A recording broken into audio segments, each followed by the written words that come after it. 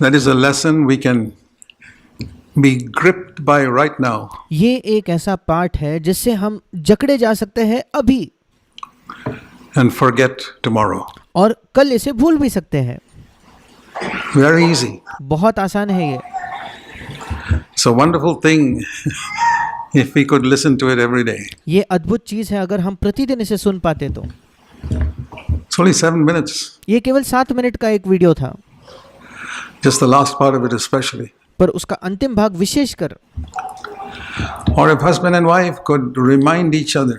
या अगर पति पत्नी एक दूसरे को ये याद दिला सकते थे।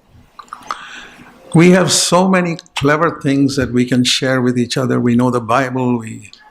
हमारे पास कई बुद्धिमानी की चीज़ें हैं जो हम एक दूसरे से बांट सकते हैं। हम बाइबल को जानते हैं, Think we've got revelation. And हमें लगता है हमें प्रकाशन प्राप्त हो चुका है, we're in a new covenant church. या हम एक नई वाचा के कलीसिया में हैं। All types of things. सारी प्रकार की चीज़ें। But I don't know how effective our life is for God. पर मैं नहीं जानता कि परमेश्वर के लिए हमारा जीवन कितना प्रभावशाली है। God could take a small boy like Samuel, परमेश्वर एक छोटे बच्चे शमूएल को, छोटे लड़के शमूएल को ले सका make him a prophet. और उसे भविष्यद्वक्ता बना सका। God could pick up an unknown man like Abraham who was an idol worshipper. परमेश्वर एक अनजान व्यक्ति अब्राहम को उठा सका जो तो एक वास्तविकता में तो वो एक मूर्ति पूजक था, And change him into a person who became a blessing to millions. और उसे एक ऐसे व्यक्ति में बदल दिया प्रभु ने जो करोड़ों लोगों के लिए एक आशीष बना। He could pick up ordinary fishermen who are not even educated. वो साधारण और आम मछुआरों को उठा सका जो तो पढ़े लिखे भी नहीं थे, Never went to college. जो कभी किसी कॉलेज में नहीं गए थे, And did a mighty work through them that's lasted for 2000 years. और उनके द्वारा एक ऐसा महान काम प्रभु ने किया जो इन 2000 वर्षों में वो काम आज भी टिका हुआ है। But there's one thing God did with all of them. पर इन सब लोगों के साथ एक चीज थी जो परमेश्वर को करनी पड़ी इन सब के साथ। You know how long it took for Jacob to become an Israel, a prince of God? क्या आप जानते हो याकूब को इस्राएल अर्थात परमेश्वर का राजकुमार बनने के लिए कितना समय लगा? God had to work in him and work him and break him परमेश्वर को उसके अंदर काम करना पड़ा, उसे तोड़ना पड़ा over a period of 40 years, लगभग 40 वर्ष के समय में। disappointing him, उसे वो निराश हो गया, कई बार उसे निराश होने दिया प्रभु ने। he married the wrong woman. He thought he was very smart. He got a father-in-law who was smarter than him. उसने गलत बहन से विवाह कर लिया। उसे लगता था याकूब को लगता था कि वो बहुत चतुर है, पर याकूब को एक ऐसा ससुर मिला जो उससे भी ज्यादा चतुर था। God taught him a lesson through that. प्रभु ने उसके द्वारा उसे एक पाठ सिखाया। He had to live with his father-in-law. याकूब को अपने ससुर के साथ रहना पड़ा। That's how God broke Jacob. इस प्रकार से परमेश्वर ने याकूब को तोड़ा। Imagine living with your father-in-law for 40 years सोच कर देखिए 40 वर्षों तक अपने ससुर के साथ रहना, or 20 years. या 20 वर्षों तक। That's enough to break anybody. ये पर्याप्त है किसी को भी तोड़ने के लिए। Moses, the great man who was almost became a pharaoh. मूसा इतना महान व्यक्ति था, वो तो लगभग फिरौन बन ही चुका था। God broke him also by making him stay with his father-in-law for 40 years. परमेश्वर ने उसे भी इसी प्रकार से तोड़ा कि मूसा को अपने ससुर के साथ 40 वर्षों तक जीना पड़ा। Just imagine if you had to live with your father-in-law, however good a father-in-law he is.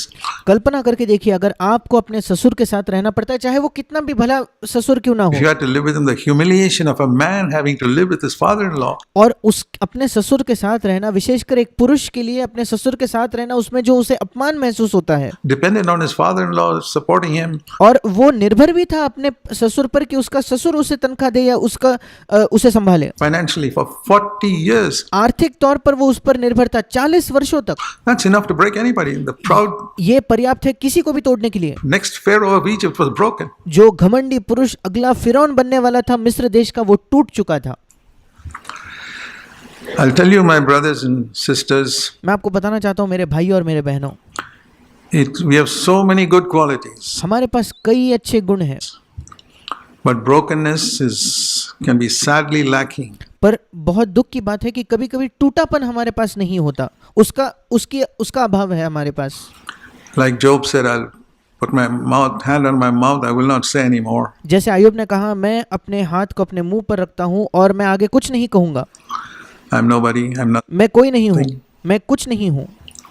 We can say it in a moment of revelation when I see the greatness of God. हम एक क्षण में शायद जब हमें परमेश्वर की महानता का प्रकाशन मिलता है शायद ये कबूल कर सकते हैं, But in a day or at the most a week, it's forgotten. पर एक दिन में या कभी कभी एक हफ्ते में ज़्यादा से ज़्यादा हम भूल जाते हैं उसे। We are back to the old. This is how, we gravitate towards the old Adamic flesh. और फिर कुछ समय बाद हम वापस पीछे मुड़ जाते हैं और इसी तरीके से हम हमारा जो पुराना आदम के द्वारा आया जो शरीर या जो स्वभाव है उसके पीछे उसकी ओर हम भटक जाते हैं या उसकी ओर खींचे जाते हैं। We have to fight it constantly, हमें उसे निरंतर लड़ना है not to go back there. That's why ताकि हम वहाँ पीछे ना लौटे। Jesus said you got to take up the cross every day. इसी वजह से यीशु ने कहा कि तुम्हें अपने क्रूस को प्रतिदिन उठाना है। And when we break bread, that broken bread और जब हम रोटी तोड़ते हैं, जब वो टूटी हुई रोटी आती है, is symbolizing I want to be broken like that. वो टूटी रोटी ये दर्शाती है कि मैं भी उस रोटी की तरह टूटना चाहता हूँ। I'm taking part in it, Lord. मैं इस रोटी में सहभागी हो रहा हूँ प्रभु। Your body was broken, you never resisted. जैसे जब तेरा शरीर तोड़ा गया तब तूने कोई विरोध नहीं किया। The Roman soldiers who came and hammered the nails. जो रोमी सैनिक आकर तेरे हाथ पांव में कील ठोक रहे थे, तूने उनका विरोध नहीं किया। All the other thieves and prisoners would resist and kick and curse.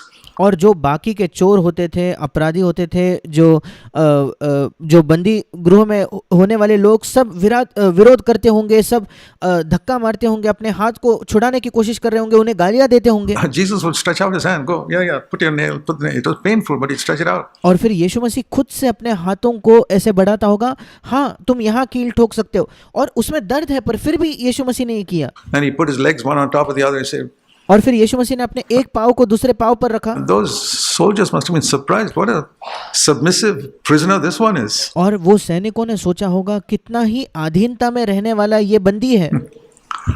Because Jesus was a broken person. क्योंकि यीशु मसीह एक टूटा हुआ व्यक्ति था। Almighty Son of God सर्वशक्तिमान परमेश्वर का पुत्र came on earth. वो पृथ्वी पर आया।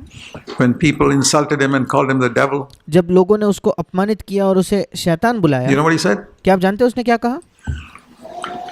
Whoever speaks a word against the Son of Man is forgiven. जो कोई मनुष्य के पुत्र के खिलाफ एक शब्द भी कहेगा उसे क्षमा मिलेगी। That's not just those Pharisees who were forgiven. और उस समय यीशु ने केवल उन फरीसियों की क्षमा नहीं की जिन्होंने उसके खिलाफ बात की थी। Read that in Matthew chapter 12. आप मत्ती 12 में से ध्यान से पढ़ें। Whoever जो कोई for the next 2000 years अगले 2000 वर्षों तक speaks a word against the Son of Man मनुष्य के पुत्र के खिलाफ एक शब्द भी कहेगा is forgiven right now. That's what I call future forgiveness. और यीशु ने कहा वो अभी क्षमा होता है, और इसी को मैं कहता हूँ कि भविष्य में होने वाली चीज के लिए अभी लोगों को क्षमा कर देना। The Lord showed me that some time ago. प्रभु ने कुछ समय पहले मुझे वो दिखाया। And the Lord showed me, you got to be like that. और प्रभु ने मुझे दिखाया कि तुम्हें वैसा बनना है। So I said, I am. और मैंने कहा कि हाँ प्रभु, I'll be like that. मैं वैसा बनूंगा। And so I said, Lord, whoever speaks a word against Zach Poonen, और मैंने कहा प्रभु से, प्रभु जो कोई भी जैक पूनन के खिलाफ एक शब्द भी कहेगा for the next rest of my life, मेरे बचे हुए जीवन भर तक के लिए, is forgiven right now. इसी समय उससे मैं क्षमा करता हूँ।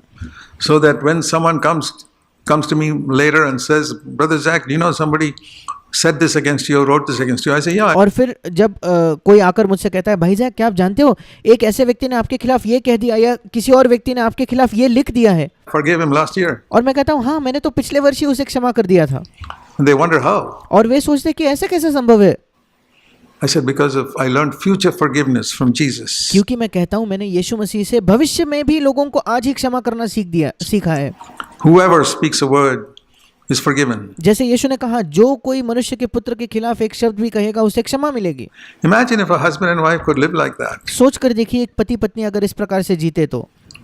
Imagine if brothers could live like that. सोच कर देखिए भाइयों में अगर इस प्रकार का जीवन भाई जीने लगे Not तो। only that, Brother your attitude towards your boss or any human being. केवल उतना ही नहीं, आपके बॉस के प्रति आपका रवैया, किसी भी मनुष्य के प्रति आपका रवैया। Say, whoever does something or says something is forgiven right now. और आप कहते हो जो भी कोई कुछ करता है या मेरे खिलाफ कुछ कहता है वो उसे मैं अभी क्षमा कर देता हूँ।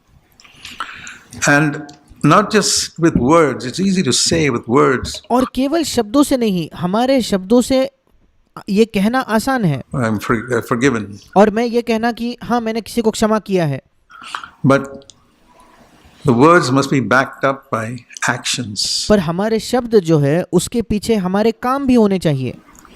And that's how it was with Jesus, not just words. और यीशु के साथ बिल्कुल ऐसा ही था, केवल उसके शब्द नहीं थे। He was broken and he manifested it on the cross. वो टूटा हुआ था और उसने क्रूस पर उसे उस क्षमा को प्रकट भी किया। And in everything that the Lord, the Father, allowed him to go through, और हर एक चीज में जिसको अनुमति पिता ने दी कि उस चीज या उस परिस्थिति से यीशु मसीह गुजरे। I'm sure there were many situations, particularly in the first 30 years, मैं निश्चित हूँ कि ऐसे कई परिस्थितियां थे, विशेषकर यीशु मसीह के जीवन के पहले 30 वर्षों में, where his will was broken. जहां उसकी जो स्वयं की इच्छा थी वो टूट गई। If Moses and Jacob had to live with their father-in-law, अगर मूसा और याकूब को अपने ससुर के साथ जीना पड़ा, it was just as difficult for Jesus to live with Joseph and Mary, उतना ही कठिन था यीशु मसीह के लिए यूसुफ और मरियम के साथ जीना, who were not spirit-filled people, जो आत्मा से भरे लोग नहीं थे, they had not been converted, they were not born again. उनका नया जन्म नहीं हुआ था, वे उद्धार नहीं पाया था उन्होंने। They were just like ordinary human beings, Jewish people, little God-fearing. वे बिल्कुल आम साधारण मनुष्यों की ही तरह थे, यहूदी लोग थे, थोड़ा ईश्वर का भय मानने वाले वे लोग थे। But I'm sure they fought with each other, they made so many mistakes and पर just मैं निश्चित हूँ कि उन्होंने कई लड़ाइयाँ की होंगी एक दूसरे के साथ, कई गलतियाँ की होंगी, like parents जैसे माता पिता करते हैं वैसे ही। would have demanded so many things of Jesus, उन्होंने यीशु मसीह पर कई मांगे रखी होंगी, which was unrighteous and शायद जिसमें अधर्मी तौर पर उन्होंने कोई मांग की होगी too demanding. And या बहुत ज्यादा मांगे रखी होंगी। how do you think Jesus reacted? और आप सोचो कि यीशु मसीह ने कैसे प्रतिक्रिया दी होगी इन सब चीजों में। He would never disrespect his parents, वो कभी अपने माता पिता का अनादर नहीं करता था, even though they were so imperfect. इसके बावजूद कि वे बिल्कुल असिद्ध थे। He would never speak about them. He never turned around to them saying, how can you tell me that when you're so imperfect yourself? वो कभी उनसे पलटकर जवाब नहीं देता था, कभी उनसे मुड़कर ये नहीं कहता था कि तुम मुझसे ये करने को कैसे कह सकते हो जबकि तुम खुद असिद्ध हो। ऐसा यीशु ने कभी नहीं कहा होगा। And he was perfect. और यीशु मसीह खुद सिद्ध था। And Jesus says, follow me.